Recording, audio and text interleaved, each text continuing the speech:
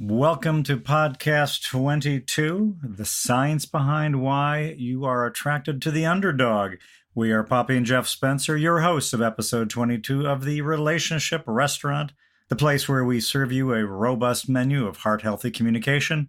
Today we're going to take Super Bowl 52 and briefly analyze, along with millions of other Monday morning quarterbacks, the allure of the underdog, the Philadelphia Eagles, and what they pulled off. Why are we such a fan of the underdog, and how does the sports fandom relate to how we think and feel and act in our personal relationships, Poppy?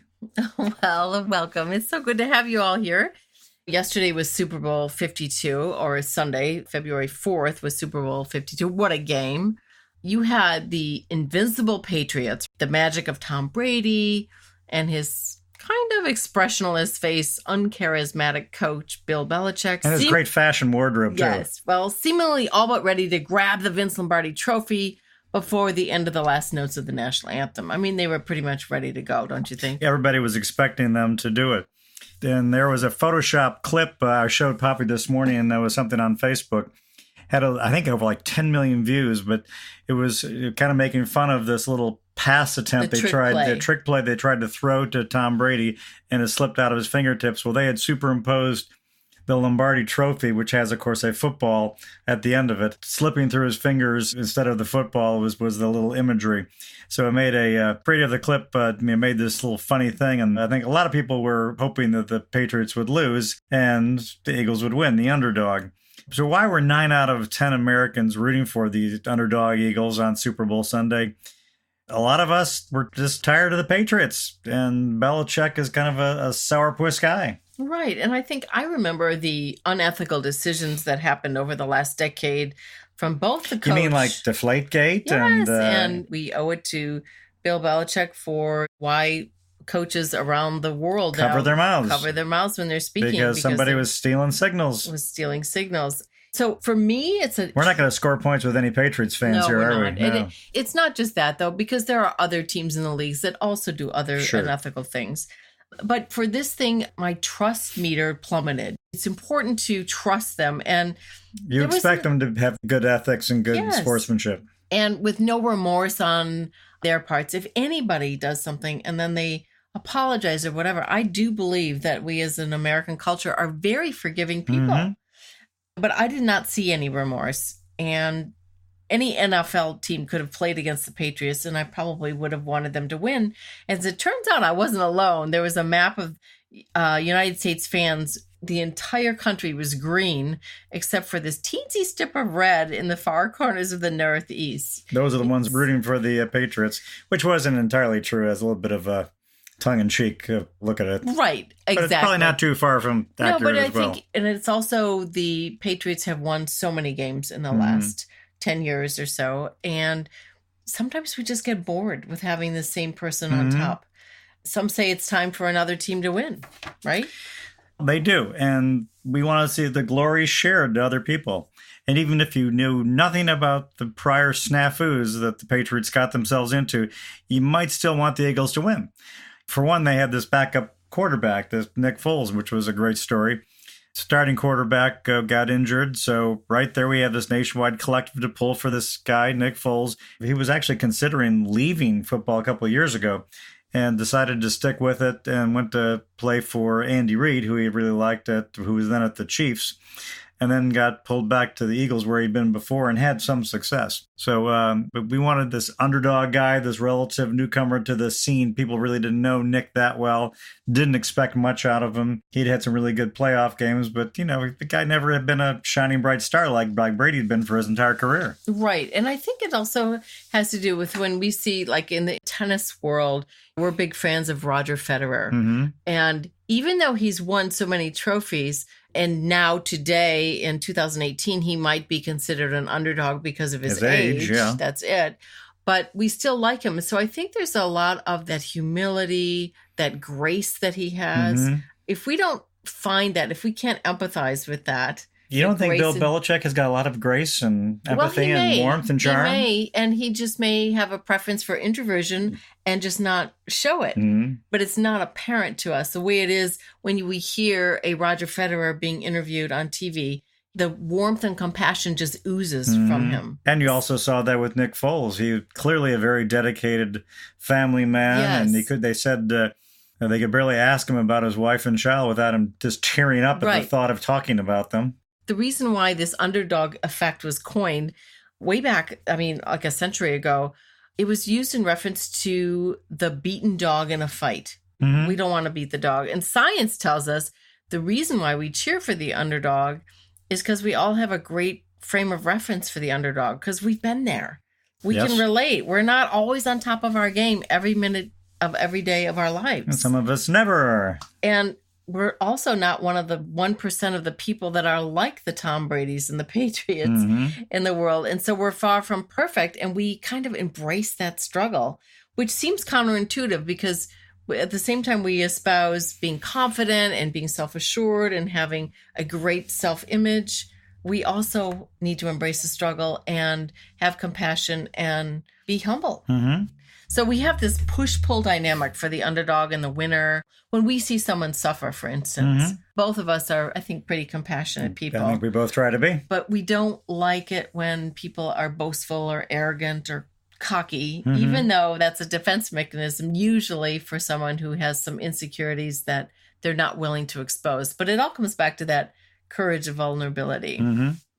So for the Tom Bradys. Yeah, for those guys, we have a hard time relating to Tom Brady, who's, he's got this gorgeous, he's perfect. He's the best quarterback ever, according to some people. Some Green Bay fans might have some questions about that. But I for one, big Aaron Rodgers fan, Packer fan. Bart Starr and others, and, and Brett Favre. Clearly, that he's had it all going for him. The supermodel wife, winning all the Super Bowls. He's got it all going. We haven't seen the struggle. Probably the only thing we've ever seen this guy that I know of really struggling was he was a low pick in the draft. And he was very upset by that, very offended. His ego was bruised and he had a big chip on his shoulder. One of the first times he might have ever had any serious rejection in his life, I'm going to guess. I don't know. But for the Eagles quarterback, we were all out there pulling for Nick Foles, and we wanted this backup quarterback to do it. And we wanted this guy, Doug Peterson, who was this in his second year and apparently also a man of deep love for his team and family and faith. Yeah, Doug Peterson, the head coach. So he wasn't one of these long, standing coaches. In fact, he too was a backup quarterback for Green Bay, if I recall, in some of the stats.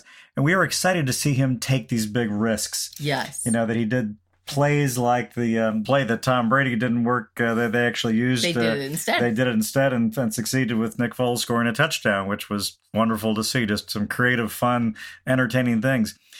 The Eagles hadn't been to the Super Bowl in 14 years, never won. It was their time. We were excited to root for this underdog because we have empathy for them.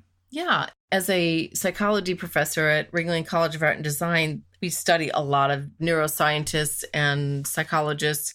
And one of them that I really loved was Paul Zak. You can see his TED Talk on oxytocin and morality. It's a fascinating thing. But he's an American. This is not a drug that we take. Oxytocin is something in our brain that makes us feel good, right? Yes. It's that positive burst that we get. So Paul Zak is an American neuroeconomist who studied the release of oxytocin in the brain. And here's what science tells us, that we're hardwired to be altruistic, to be good, to want to be loving and kind and giving to others.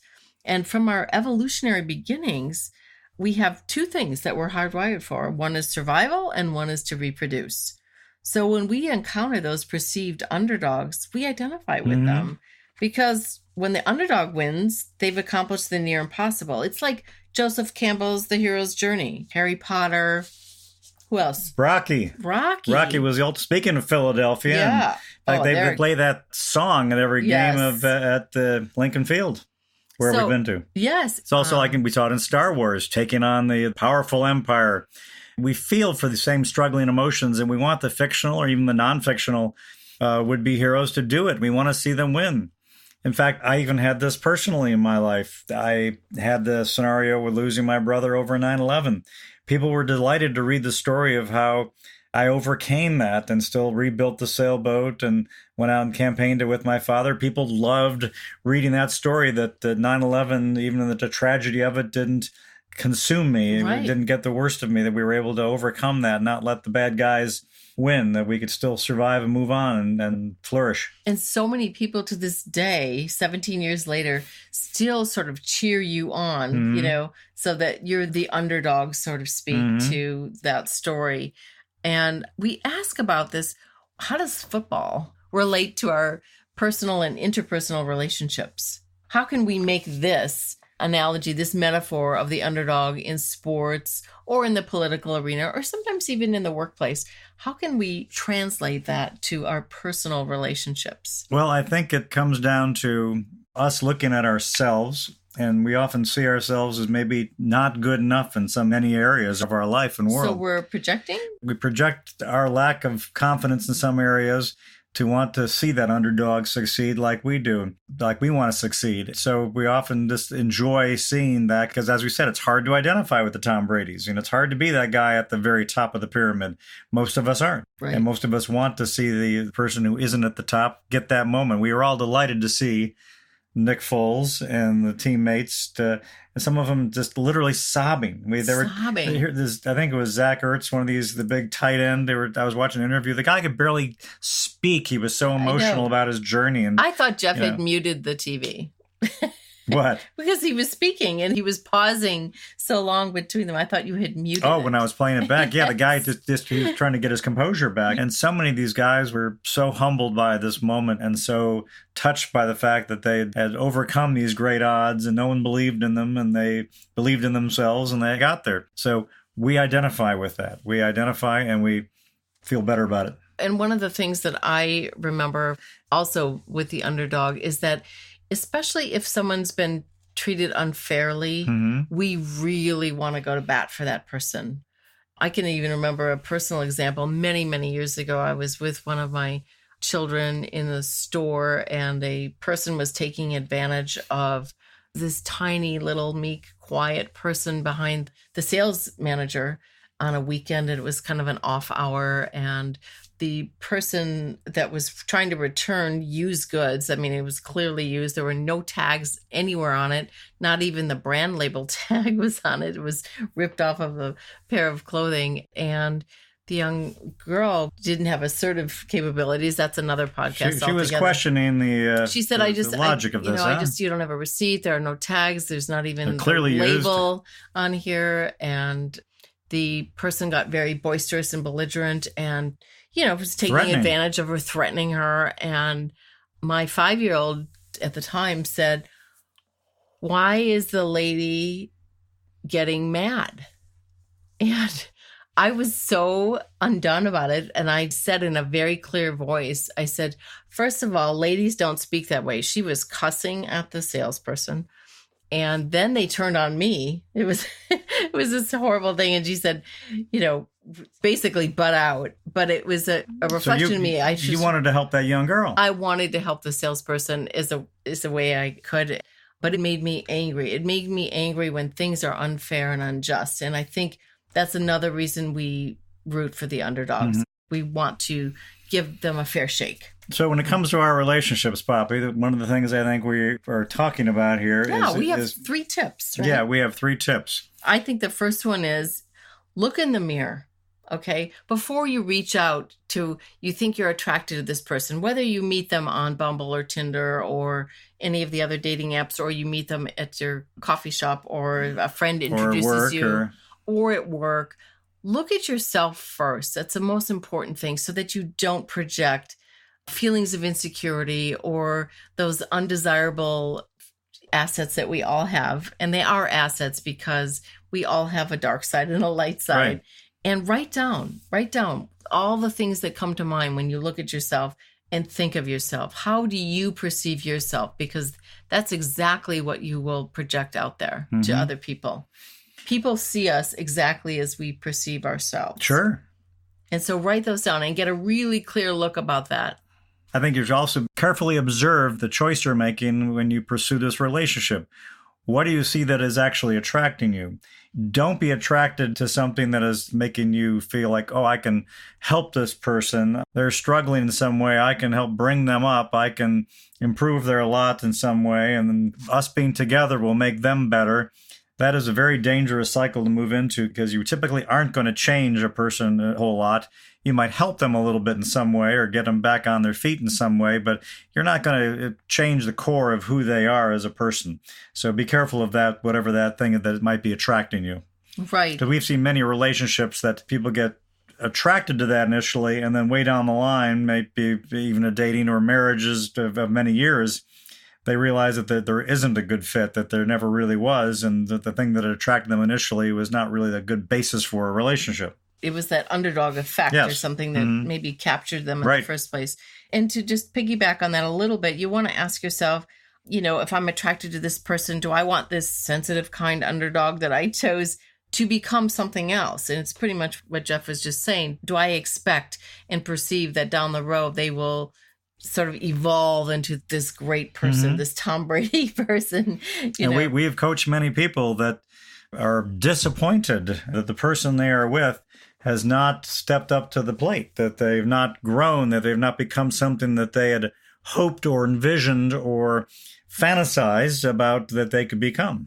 And so our tips for you, dear listeners, is 1, look in the mirror, write down, and I actually really want you to write this down. Write down all of the things, the good and the bad qualities and traits that you have, even the ones that you don't think you should say, you should write down.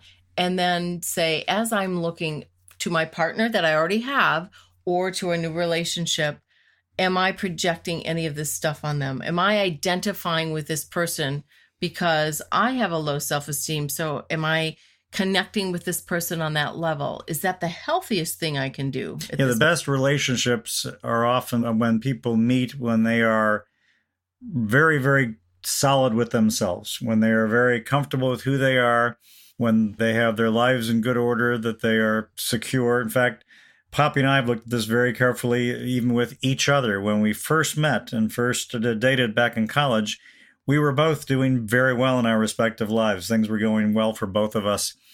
And it made it a wonderful, good fit to have two very secure, solid, strong people meet and just could enjoy that in each other.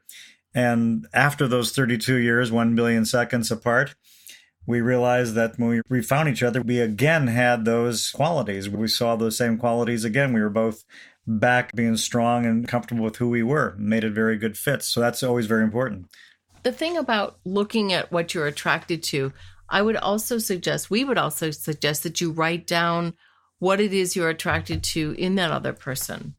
And really, I hate to say make an analytical list, but that really is a really good basis for it, especially if you are emotionally prone to making decisions. Or tend to settle. We've seen too much of this, the settling thing. Point number 2, observe your choice to pursue the relationship. What do you see that's attracting you? Is it just this underdog thing that's got you curious? If that's it, then be really careful. And empathy is always driving our decision-making anyway. And then ask yourself, do I want this person? Do I expect this person to change? And if you do, and to be really clear and honest with yourself about it, definitely share that with this other person so that you have shared goals that you can both reach together and not right, because that person might be very surprised and stunned that you have that expectation of them to change in some dramatic way. So while it's fun to see the underdog win in real life in our sports and movies and schools and workplace, scrutinize the way you look at your own life choices from now on. From underdogs to top dogs, you guys decide. This is Poppy and Jeff Spencer with the Relationship Restaurant, and we invite you to visit us on our website at poppyandjeff.com. That's poppyandgeoff.com. And look for our upcoming events, workshops. We're on Facebook all the time. And on Facebook, connect with us. We'd love to hear from you. Love to hear your thoughts. Have a great week. Take care.